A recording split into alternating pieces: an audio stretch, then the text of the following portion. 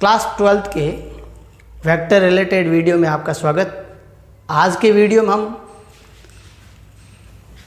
दो सदिशों का सदिश गुणनफल किस तरह से किया जाता है वो सीखेंगे। Cross product of two vector, सदिश गुणनफल को क्रॉस प्रोडक्ट भी कहते हैं।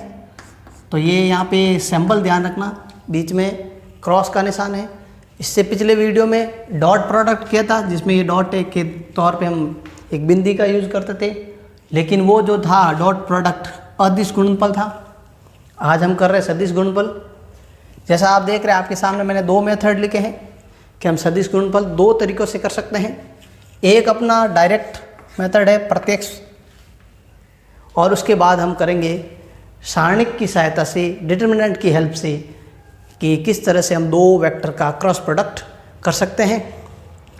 सबसे पहले प्रत्यक्ष मेथड, यानी कि जिसमें डायरेक्ट मेथड में आपको कुछ चीज़ों का ध्यान रखना है, कुछ बेसिक जानकारी आपको होनी चाहिए। इसके लिए कुछ टर्म एंड कंडीशन में आपको एक्सप्लेन कर लेता हूँ। फर्स्ट ऑफ ऑल देखिए, क्रॉस प्रोडक्ट के रूल में आपको इस सर्किल पर ध्यान देना है। एक सर्किल बना हुआ है जिसमें देखिए एरो मार्क आई, जे और के इस तरह से कंटिन्यूशन में होगा। फिर हमें क्रॉस प्रोडक्ट में ये ध्यान रखना है कि आई को आई से क्रॉस करवाने से रिजल्ट क्या मिलता है, आई को जे से क्रॉस करवाने से रिजल्ट क्या मिलता है, जे को आई से क्रॉस करवाने से रिजल्ट क्या मिलता है। इसको हम इस ट्रिक से सीखते हैं, ठीक है। सबसे पहले देखिए आई क्रॉस आई, तो ये याद रखना आई क्रॉस आई हमेशा क्या होगा, ज़ीरो होगा। जे क्रॉस जे भी ज़ीरो होगा और के क्रॉस के भी ज़ीरो होगा। क्यों होगा ज़ीरो, इसके लिए एक फॉर्मूला लिखा मैंने आपके सामने। देखिए ए क्रॉस बी वेक्टर का मॉडुलस का फॉर्मूला है, modulus of vector A modulus of vector B sine theta. अब आप देखिए कि जो आई कैप है वो आई कैप के साथ जो एंगल है थीटा है, थीटा 0 डिग्री का बनाएगा। तो साइन 0 की वैल्यू हम जानते हैं क्या होती है, 0 होती है। इसलिए आपको ध्यान रखना आई क्रॉस आई, जे क्रॉस जे, के क्रॉस के, तीनों का रिजल्ट क्या होगा, 0 होगा।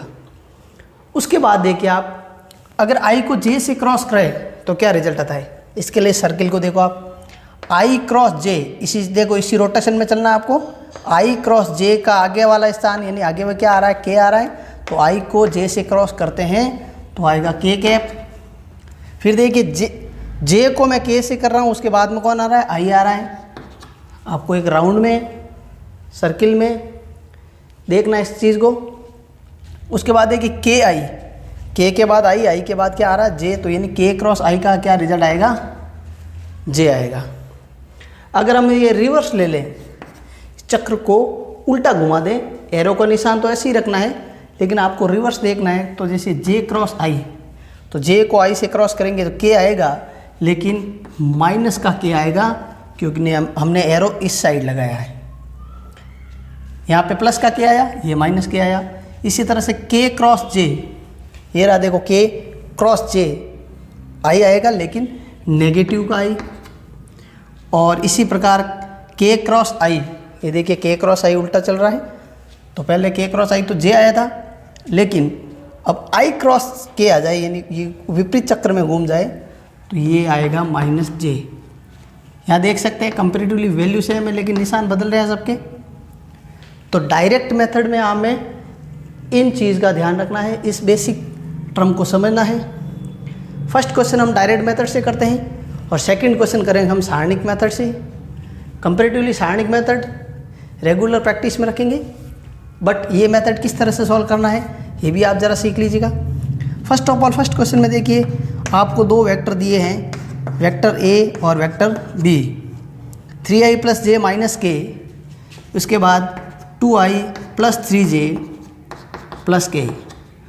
हम इसको कर रहे हैं डायरेक्ट मेथड से। आपने फिजिक्स में इसको पढ़ा होगा 11th में। अब हम डायरेक्ट से कैसे करते हैं, देखिए सबसे पहले देखिए ये 3i को 2i से क्रॉस करवाना है, यानी 3i क्रॉस 2i, ओके। फिर हमको करना है 3i को 3j से, 3i क्रॉस 3j। फिर 3i को करना है k से, 3i क्रॉस के, यानी इस 3i को हमें इन तीनों से कौन सा प्रोडक्ट करना है, क्रॉस प्रोडक्ट करना है। फिर जे का करते हैं, देखिए जे का करते हैं, जे को किससे करेंगे 2i से, फिर जे को किससे करेंगे 3j से, और फिर जे को किससे करेंगे के से क्रॉस प्रोडक्ट करना है। अब लास्ट अपने पास रहा है माइनस का के, ठीक है। इस माइनस के को भी इसी कंटिन्यूशन में लिख लेते हैं। देखिए सबसे पहले क्योंकि माइनस का के है तो यहाँ माइनस हम शुरू में लगा लेते हैं। माइनस के को किससे क्रॉस करना है 2i से, ठीक है, ये 2i से क्रॉस हो गया। के माइनस का है इसलिए हर बार माइनस ही लगा देते हैं, प्रॉब्लम नहीं रहेगी हमारी।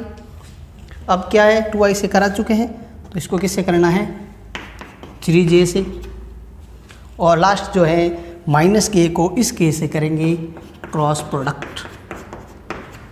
तो डायरेक्ट मेथड में सबसे पहले इसको एक एक्सपेंड कर देना है, प्रत्येक अवयव को इस प्रत्येक अवयव से इनटू करवा के। अब जैसा कि आप देख रहे हैं i क्रॉस i होगा यहाँ पे, j क्रॉस j होगा यहाँ पे, k क्रॉस k होगा यहाँ पे। तो जहाँ पे भी i क्रॉस i देखो वहाँ 0 लिखना है, j क्रॉस j देखो 0 लिखना है, k क्रॉस k देखो 0 लिखना है। यानी इसको बगैर हम सॉल्व किए डायरेक्ट 0 लिख सकते हैं।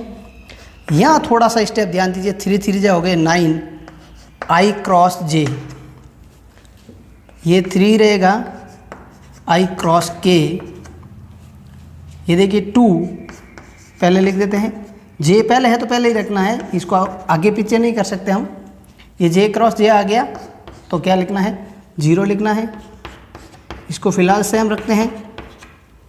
ये माइनस का कितना हो गया 2 k क्रॉस i, ये -3 k क्रॉस j, और ये k क्रॉस k है इसलिए 0 हो गया। अब हमें यहाँ पे देखिए इन फॉर्मूलों का यूज़ करना है, इन टर्म को ध्यान देना है। i क्रॉस j जहाँ है वहाँ पे क्या लिखेंगे i क्रॉस j को हम k कैप लिख देंगे। इसके बाद i क्रॉस k कहाँ है हमारे पास i क्रॉस k को माइनस j लिखेंगे। तो यहाँ देखिए i क्रॉस k है इसलिए इसको लिखना है -j, फिर 2 का 2 j क्रॉस i कहाँ है j क्रॉस i, ये हमारे पास देखो j क्रॉस i को क्या लिखेंगे माइनस का k लिखना है, 0 लिखने की ज़रूरत नहीं है। j क्रॉस k कहाँ है तो ये देखिए j क्रॉस k को हम ओनली i लिखेंगे। उसके बाद -2 k क्रॉस i कहाँ है तो k क्रॉस i को हम सिर्फ j लिखेंगे, और -3 k क्रॉस j तो k क्रॉस j को -i लिखेंगे। इस प्रकार हमें इस फॉर्म में ये जो वेक्टर मिला है इसमें देखिए k एक साथ सॉल्व होंगे, j वाले एक साथ सॉल्व होंगे और i वाले एक साथ सॉल्व होंगे। तो इसको थोड़ा सा सॉल्यूशन के तौर पे हम यहीं पे कंटिन्यूशन में कर लेते हैं कि सबसे पहले मैं i के लिख रहा हूँ, जो i के साथ क्या क्या आ रहा है देखो यहाँ पे ओनली i है, और ये देखो प्लस का 3i है। उसके बाद सेकंड j लिखना है आपको, तो देखिए j किसका है माइनस का 3j, और कहाँ है j हमारे पास यहाँ पे रहा j -2j। अब बचा k, तो 9k यहाँ है हमारे पास प्लस का 9k, और ये जो है 2 प्लस का है लेकिन k माइनस का है k कैप, ठीक है, तो इसलिए -2k लिखेंगे। तो अब हमारे पास रिजल्ट जो आया है 4i -5j + 7k। थोड़ा डायरेक्ट है तो आपको इसको स्टेप टू स्टेप देखना है, और ये आपको बेसिक ध्यान देना है। सेकेंड क्वेश्चन हम डिफरेंट वे में करते हैं, और देखिएगा आप इससे भी कम समय में और बड़े अच्छे तरीके से हम इसका क्रॉस प्रोडक्ट निकाल देते हैं। तो क्रॉस प्रोडक्ट में फर्स्ट में जैसे डायरेक्ट किया था जो आपको एक्सपेंड ज़्यादा करना पड़ा, सेकेंड में सारणिक मेथड से करते हैं, सारणिक को डिटर्मिनेंट कहते हैं।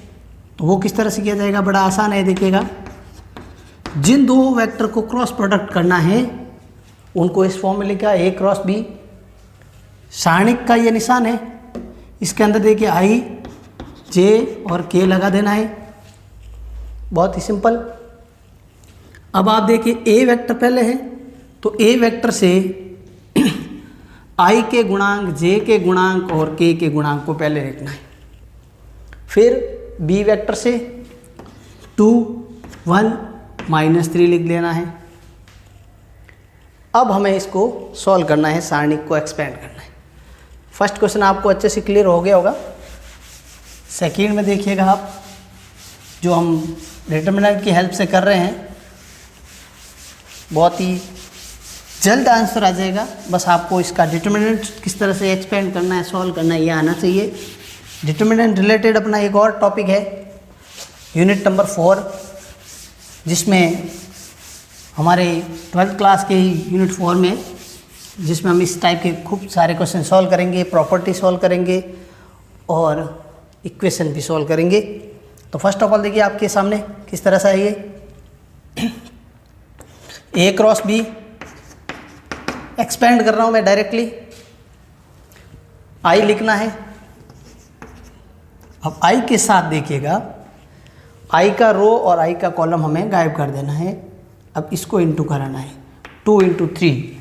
ये 2 वैसे माइनस का है और 3 भी माइनस का है, फिर माइनस का निशान लगाना है, इसमें से ये माइनस करना है, 1 × 1।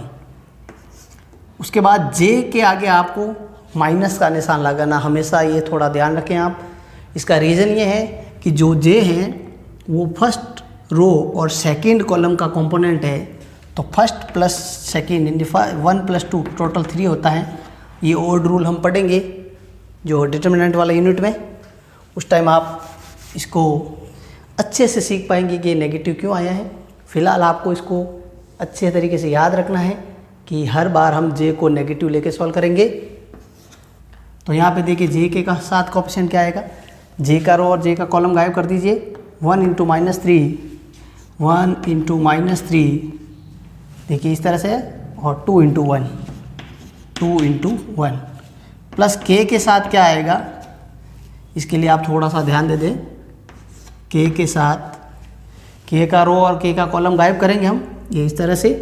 ये कितना आया देखो, 1 × 1 -2 × 2। अब इसको कैलकुलेट करना ही बाकी रह गया है। 6 - 1 -j -3 -2 प्लस के 1 + 4, तो हमें रिजल्ट मिल गया 5i कैप।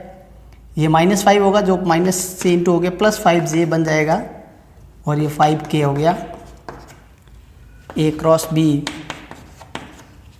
डिटरमिनेंट यानी सारणी के मेथड से बड़ा जल्द और इजी वे में आ गया। क्वेश्चन में हमें पूछा है कि ए क्रॉस बी वेक्टर के लंब यानी कि परपेंडिकुलर यूनिट वेक्टर निकालना है, इकाई सदिश निकालना है। तो मैं इसका यूनिट वेक्टर कैसे निकालूंगा, ज़रा ध्यान दीजिए। जो हमने ए क्रॉस बी प्राप्त किया है, देखिए आप पहले तो ये किस फॉर्म में है, ये सदिश रूप में है, वेक्टर फॉर्म में है ये, ठीक है। तो हम इसको सी वेक्टर मान लेते हैं, सी वेक्टर मान लिया। अब हमें इसका यूनिट वेक्टर निकालना है, तो उससे पहले हमें क्या करना पड़ेगा, सी का मैग्नीट्यूड निकालना पड़ेगा, इसका मॉडुलस निकालना पड़ेगा। तो 5 का स्क्वायर 5 का स्क्वायर 5 का स्क्वायर, मॉडुलस निकालना अच्छे से सीख गए आप पहले ही। 25 + 25 + 25 जो 75 होता है, जिसे हम 5√3 लिख सकते हैं। अब हमें क्या निकालना है, इसका सी कैप निकालना। सी कैप का फॉर्मूला होता है vector of C divided by modulus of C. यानी जो सी वेक्टर हमारे पास है, इसके अंदर इसी के मॉडुलस का भाग करना है। तो देखिए सी वेक्टर मैं आपके सामने लिख रहा हूँ, जो ए क्रॉस बी को सी माना हमने, अपॉन 5√3। सब में से 5 कॉमन ले लीजिए, i + j + k अपॉन 5√3। 5 से 5 कट हो जाएगा, तो हमारे पास इस तरह से आएगा। देखिए i 1/√3i, ये 1/√3 जो है सबके डिवाइड में लिख लेते हैं, 1/√3j 1/√3 k। अब अगर हम इसका वापस मॉडुलस निकालें तो हमें 1 मिलेगा, जो कि यूनिट वेक्टर है, इसलिए इसका रिजल्टेंट कहते हैं, मतलब मैग्नीट्यूड जो कहते हैं, जो इसका परिमाण जो होता है वो कितना आएगा, 1 आ जाएगा। आसान सा टॉपिक रहा है आज का। दोनों मेथड अच्छे तरीके से आपको प्रैक्टिस रखनी है। विशेषतः हम इसका यूज करेंगे अधिकांश क्वेश्चन में। प्रत्यक्ष मेथड भी आपको पता होना चाहिए कि जो हमने सर्किल बना के बेसिक लिखा है उसका क्या यूज हुआ है, लेकिन अधिकांश प्रश्नों के लिए आपको सारणिक की प्रैक्टिस ज़्यादा फायदेमंद रहेगी। उससे हम कम समय में और अच्छे तरीके से कैलकुलेट कर सकते हैं। आगे के क्वेश्चन के लिए आप कंटिन्यू में रहें, जुड़े रहें। वेक्टर रिलेटेड सारे टॉपिक क्लियर करना ये टारगेट है हमारा।